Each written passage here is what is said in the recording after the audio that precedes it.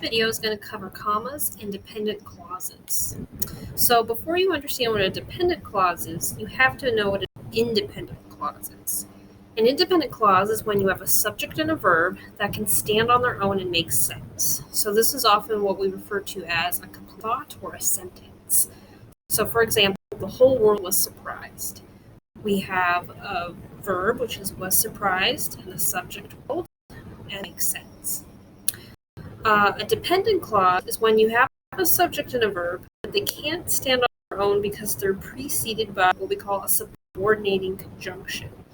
So subordinating conjunction are words like as, although, because, during, since, that, and when. And an example would be when America gained its independence. So on its own, this doesn't really quite make sense. The feeling that there should be more to that thought, even though we do have a verb, gained, and a subject, America. So with that, we have to remember that dependent clauses must be attached to independent clauses. Okay? It's sort of like a dependent child is attached to an independent parent. Or if you go back to our first slide, think of the baby whale is dependent on mama whale. So an example would be the whole world was surprised when America gained its independence. We have our independent clause, the whole world was surprised, and our dependent clause, America gained its independence, joined by the word.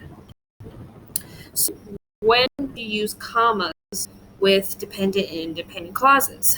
So the rule is the dependent clause comes before the independent clause. You need a comma at the end of the independent clause. When America gained its independence, comma, the whole world was surprised. And this comma is used to signal the reader and say, hey, this was a dependent clause, now I'm going to get my independent clause. Now, when the dependent clause comes after the independent clause, you do not need a comma.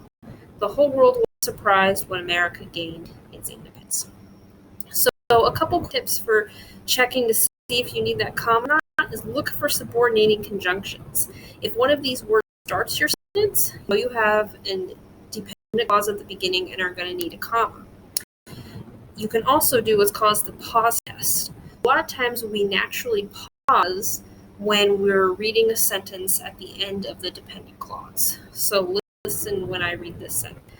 When America gained its independence, the world was surprised. So I exaggerated the pause a little bit, but you'll naturally do that if you read your sentence aloud. And just one last reminder, you only need the comma when the dependent clause comes at the beginning.